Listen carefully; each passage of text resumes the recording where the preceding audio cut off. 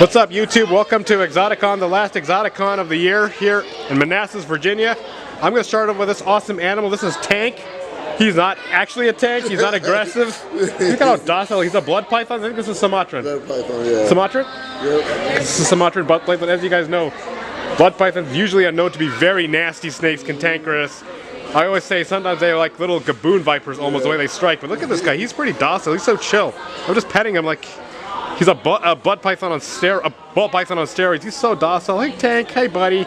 See? I'm not getting bitten. There's no blood coming out of me. He's a beautiful snake. Look at this little monkey, as Brian used to say. Hey guys, I'm here at the Exotic Animal Rescue of Baltimore. I got that right. Meet my new little buddy. This is Nubby.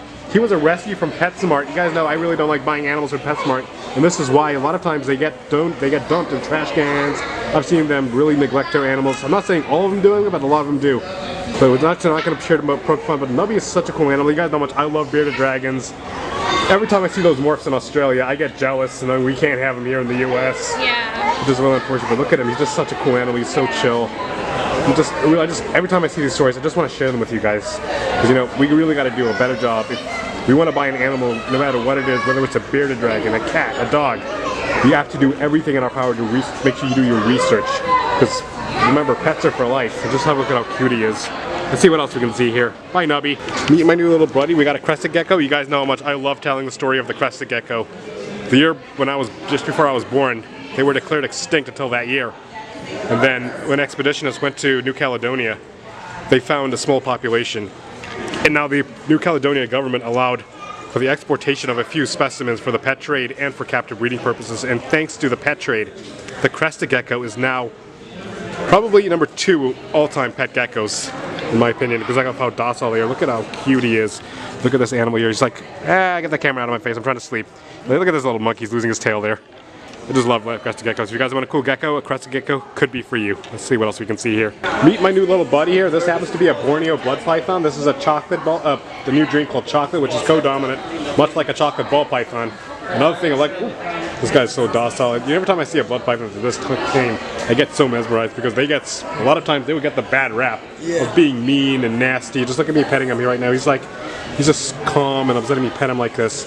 Usually if this was in a bigger blood or olden days when the bloods came in, I'd be punctured and blistered. Well, punctured and nipped. I'll say that. But look at how beautiful this animal is. Chocolate is co-dominant. This is also het for albino, which is the recessive trait. But just look at how beautiful the snake is. I love blood pythons. That's what we get. I can't wait to get some of my own. Just look at me. I just love petting them when they're just docile. Hey, buddy. This happens to be. If it was, I would be. This happens to be a highly venomous eastern coral snake from the southeast. I'm just kidding, guys. This is a Nelson's milk snake. You guys know the wives' tale. Red touches yellow, kills a fellow. Red touches black. It was a friend of Jack.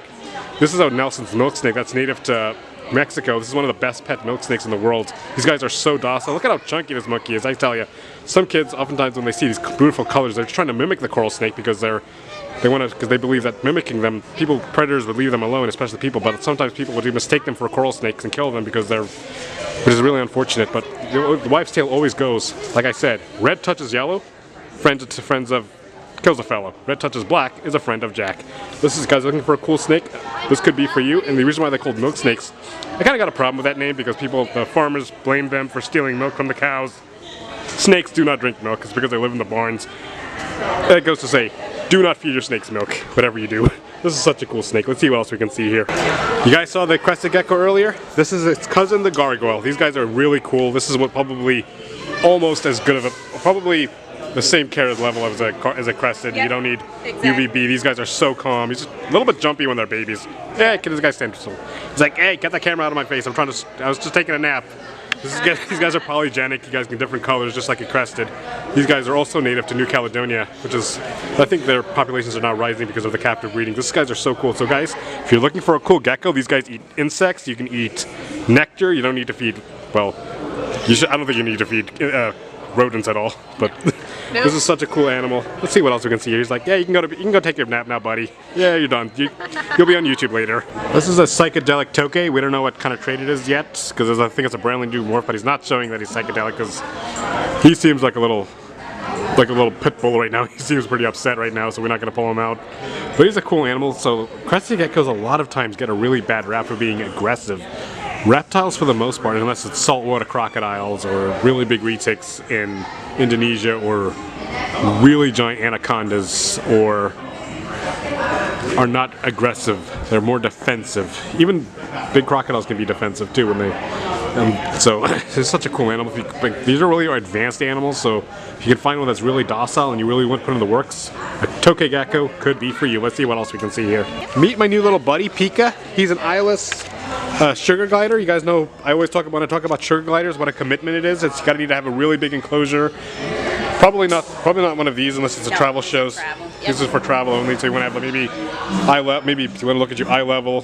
Now the story with Pika is he had an eye infection, and unfortunately he had to have one of his eyes amputated off, and so they ended up removing both of them because of a fear of possible infection to the other eye. But you know, this is such a cool animal. He's just so.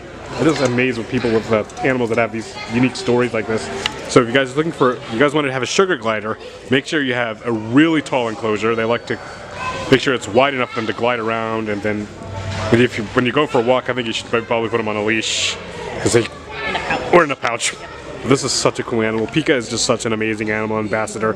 I love sharing these animals. Have a look at this beardy Mac here. You guys know how much I love beardies. This is the best. I always say bearded dragons are the best pet reptile. I think so too. The best. They're so.